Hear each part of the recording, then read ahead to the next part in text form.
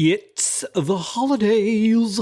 It's happening. We are in the throes of it. Joy and merriment, and there's a whole lot of extra to-dos on top of the ones that we're already trying to do. Are you guys chipping away at your holiday to-dos? Maybe you're just scrambling from one, oh yeah, shit, I gotta do that, to the next. Routines, do we even bring those up? I think we kiss those goodbye around Thanksgiving, like maybe a little bit before. Oh my God, you guys. Happy holidays. Let's get our lives back.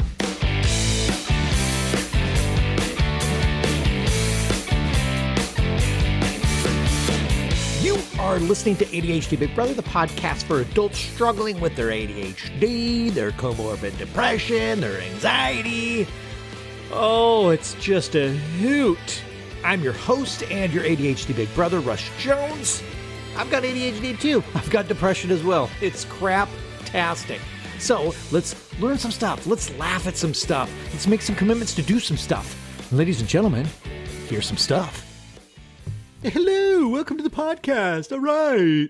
I like Christmas. This random declaration. Oh, God, I celebrate Christmas. Basically, it's just the tree and the presents and the peaceful music, the smells. I love the vibe, the folklore, the legends, the things we come up with to celebrate holidays. Oh, my gosh. Birth of Christ? No. Chubby red fella, red suit with a slave labor camp in the North Pole, making stuff for quote-unquote good little boys and girls, which is kind of bribery, you know, follow my moral code or I withhold. And just so you know, I'm surveilling you, right? Unbeknownst to you. You'll never know when or where. And that's not creepy at all.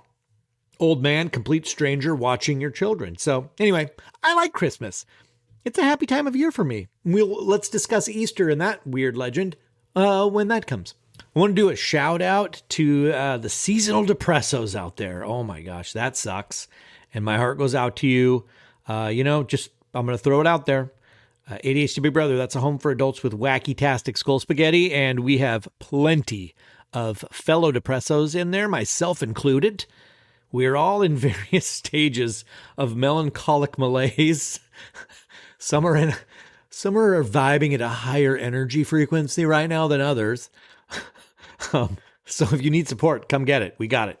The beauty, I believe, about depressos, not to minimize it with a silly word. I know how serious it is, but we need to be silly about it, in my view. Personal opinion. Thank you. We have all kinds of light for each other. So like when our own light is dim, we have no light for ourselves. It's like, it's so weird. Like we have all kinds of light for somebody else. Like we would so much rather put our attention on you, listen to your woes, empathize with you. God, that is so much better for me than just staring at my own dim, dark inner blah. And the culture of our community is that just showing up imperfectly, sucking at life with other people, on our journey to not sucking. Some really amazing things happen out of that. For example, a number of us have completely given up alcohol, and I did not see that coming. I joined a 30-day challenge for solidarity for one of our members. Great guy. He had the courage to call out that particular struggle. Great. Let's go. Let's make a challenge. And a few of us did a 30-day challenge, and we are currently on day 200 without alcohol. We just kept going. Not too shabby. We still reminisce, talk about how great it would be to have a smoky old fashioned or have a whiskey. And then we talk about the next day about how fine we feel, and nobody ever regrets having not drank. Drunk, drinking. That's the beauty of it all. You just got to get through the suckitude in the moment, and that is best done as a team. All right, let's fold this into the mental health report. Okay, every episode, I share what's going on in my skull spaghetti, the good, the bad, the weird. This is it's a miniature effort. Just a little thing to do to normalize talking about our mental health, right? To this day, I see blank faces. I see fear. I see, I don't know what to say to you faces when I catch myself sharing some despair. Do you guys ever share despair? It really puts people on their toes, doesn't it? So let's just keep doing it. Give them practice. Give them practice adhering it. I learned this from the Mental Health and Tech Fellows on their podcast. I was on their show a couple years ago. If it helps, great. You know what? If it makes you feel less alone, super. And by the way, I'm always just an email away if you want to share how you're doing. I know this is a one-sided conversation. So, I'm just putting it out there. See how it feels. I will respond, right? I don't do therapy, obviously, and I'm not the guy to talk to about medicine. I'm all for it. I don't take medicine right now, but everybody responds differently to every medication. So the recommendation thing, it doesn't really mean anything. It's just a total crapshoot. So I have taken the medicine-free route, not because I don't love it. It worked for me quite well. Just the side effects sucked, and I'm just not particularly up for trying another one out there. I've got tools. I've got my community. I'm good. All right, my own mental health. Sometimes I get money stress, and then I get anxious. And I had a couple of days this last week where I found myself, I got all worried about money, right? Money things, they're real. Everybody experiences that. But it creates that fight or flight feeling. And my body is like, oh, we've got to fight a tiger, survive. So I have all this energy and I'm just sitting in a chair. So I feel just awful. And in the moment, I'm not thinking like, okay, this is the body's reaction to a stressful thought. And, cortisol's now spitting into my system. It's more like I'm fucking freaking out about money right now and the doom of it all. And the lesson here is I can't think my way out of a physical thing. So I did a few simple things. Because going for a walk or doing like strength training or something big to get the energy out it was beyond my capacity. You know that feeling like it's too big. So my ADHD big brother hack for that is obviously make it easier. So I just needed to get this energy out. So I did some dead hangs on my pull-up bar. And it turns out hanging from a pull-up bar is hard to do. I'm just dangling there. And then I did this exercise where I try to push the wall. Impossible, yes, but the effort gets the energy out. And then I did a full body shakeout, and it worked. Calmed the body, took about 2 minutes. And then I had one day of feeling super down. And I believe it was the day after the anxious day. So I'm not sure if that's related or not, but I found that interesting. My brain is not shy to spit out the neurozyptrometers. The zippity zappities. They fly. So that is my mental health report. I had anxiety and then I had a randomly sad day, and that's me. But as of now, recording this, I'm good. I usually talk about the ADHD big business stuff. I think we're mostly covered there. Join. You should join. I don't normally believe in shoulds or what you should do, but here I am. I'll hypocrite all over you. You should join. You should. And I'm sorry that I'm not sorry that I said it. We have created a place where you can suck at this process on your journey to not sucking at this process. One of the most important things for me as like an ADHD coach type person, as I see it, in my opinion, it's creating a safe place where you can suck out loud. We need visibility on how shitty you are at this stuff. You know how we tend to run from failure? Like there's too many data points of us sucking at stuff. It's a shitty feeling. We've got a lifetime of feeling shitty. It's like this again, nothing sticks. I suck, blah, blah, blah. I'm hopeless. So how do you convince someone to lean into experiencing that feeling without the running, right? Without the escape? Because that's how we win at it. That is my mission. Oh my God. And it can actually be fun.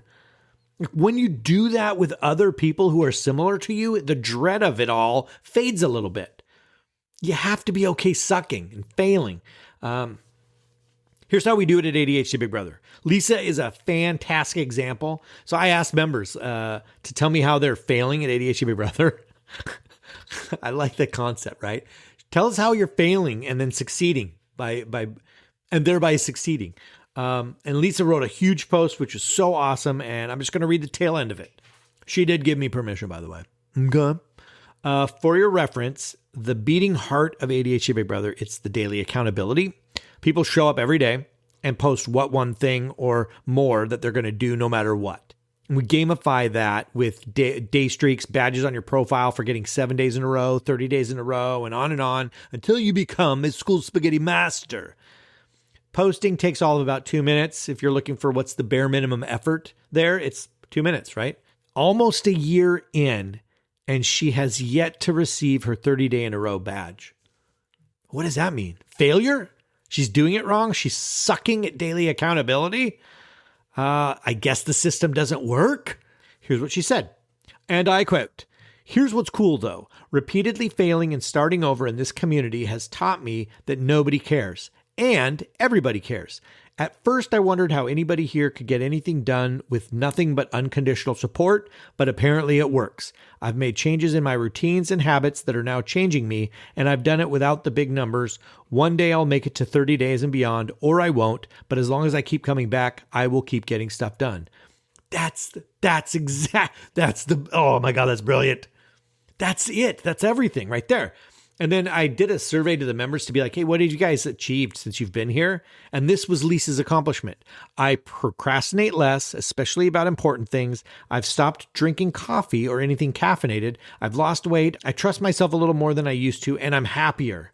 Holy balls. Not too shabby for someone who really sucks at winning at daily accountability. Isn't that freaking cool?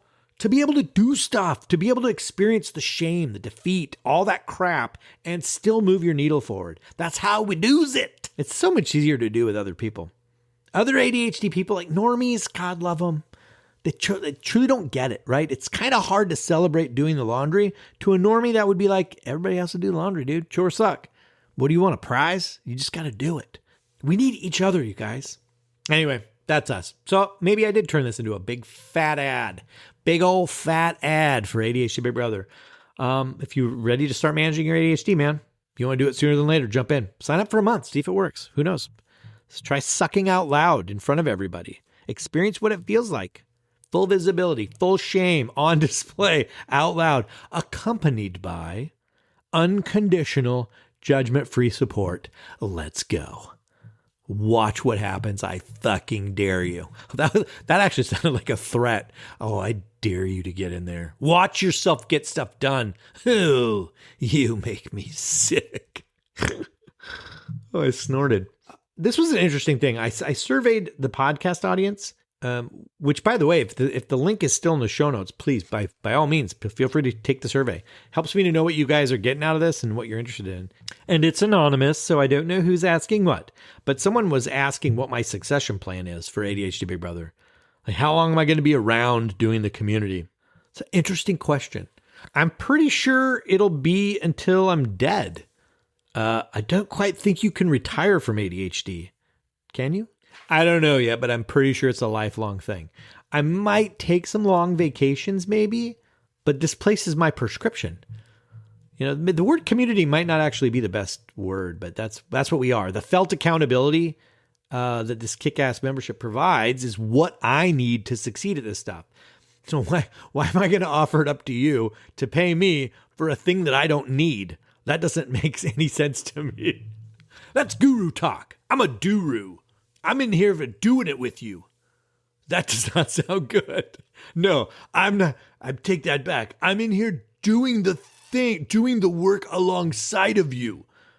So I don't see this as I'm going to build it up to 5,000 people and then I'm out of here. Get my money. You're on your own, idiots. That's not what I want to do. If it's working and if it's helping, I'm in. I don't know. Maybe if I get too old, maybe I hand it off to some young whippersnapper and then I just become a regular old member. Maybe when I'm 80. It feels too good to be a part of something that helps other people. So I'm in it until the spirit world takes me, you guys. We'll see. Won't know until let's see what happens. Check in with me next year. I feel like I want to help or offer up some assistance on dealing with extra to-dos for the holidays. You know, we're kind of in the home stretch of the presents stuff, right? My hunch is that maybe you're waiting for it to almost be too late. And then maybe you'll be scrambling off to a department store. Can't order anything online anymore because it won't get to you in time. So you're either scrambling into stores or maybe you're starting to prepare your excuses, right? Oh, the gift got delayed in the mail. It's, oh, gosh darn those bad delivery people. I want to challenge you. And remember, ADHD is not about becoming someone different. It's about doing the work and what it takes for you to do the work. So one way to do this is to try a thing, okay? Take this idea out for a test drive. Take something from your holiday to-do list and pick a time tomorrow to work on it. It is super easy to find time for future you, as opposed to like trying to figure something out in the moment. So do it for future you. And that time exists. If you don't think it exists, if you're like, my life is hectic, you don't get it, I don't have free time, I want you to book a free chat with me. If you haven't done one already, I give everyone a free 30-minute call and I will help you find that time. I have all the questions. I have so many questions. I will lead you right to your missing time that you didn't even know existed. It's like a treasure map to your time block. Let's do that. And spoiler alert, it usually lies somewhere in the realm of when you're looking at your phone. But I won't know for sure until we talk. But I'm very good at helping you find missing time, but give a thwack at it. Not when you want to have time or when it would be ideal for you. When do you have it? Whether or not you want to do it in that time block. If you need one-on-one support for all this stuff, guys, I'm a one-on-one coach. You could always reach out on the call to see if we're a good fit. And if I have open slots, I'm happy to help. But try doing this. Pick a time block tomorrow to work on that one thing and give it a time frame, 1 hour max. Is it something you're going to do online? Set a timer and then start working on it during that appointment time. Easier said than done. So let's do the pushbacks now. When the time comes, you're going to forget. Okay, that's an easy solve. Put it in your calendar with a reminder alarm. And if you listen to this podcast or if you talk to me, my belief is that there should be no notifications on your phone. Only the ones that you truly need to look at, because we're so used to swiping away notifications, they mean nothing. So delete them all and leave only the ones that you're willing to look at. Reminder alarms are one of them. Another pushback. When the time comes, even though I know it's the time, I won't do it. Something else will be more important. Totally. Know this. For all shitty tasks, your brain will always perpetually until the end of time, it will always be looking for the loopholes to get you out of it. And that you can't wait. You have to do it now. That is normal. So for this test that you're going to do, this one-time test, you're going to just give it a try one time. When that loophole comes up, you have a black and white rule that you have an appointment to keep with yourself, even though something else is more important. And you really feel like you should do that other thing. It would be better to do that other thing. See what it feels like to blow off the important thing. And a quick caveat, we're not talking about an important thing that's going to get you fired if you don't do it. I'm talking about an important thing that you think is going to be a more important, like, oh, I should really go through my kitchen drawers and resort them. You know what I'm saying? I find it so helpful to prepare mentally for a thing that you know is going to happen. It tees you up to be more likely to do it. Okay, another pushback. When the time comes, I'm not going to feel like it. I'm going to feel so much resistance. Yeah, 100% you will. Your inner soul is going to scream, not now! But you said you were going to do it. How might you stack the deck in your favor, knowing that will happen? Plan for that to happen. What could you do? Your answers are always going to be more creative and fun. You ask the community for ideas. That's how we would do it. We'd put a day streak on the line. We'd put felt accountability onto it. And then I would suggest following the Ready, Set, Go formula. That's the quickest way for me to get started on this stuff. The stuff that's riddled with an internal tantrum, that is in the show notes. That's a free PDF. But really quickly, you got to be specific about what you're working on. You have to determine the first physical activity that initiates the task. Open laptop, sit in chair, whatever it is, the first bodily movement that you're going to make. And then the timer, which is you set the timer for the lowest amount of time that you could see yourself entering this hell. 5 minutes, 2 minutes, 10 minutes, whatever it is. You push start on the timer and you do that first bodily movement.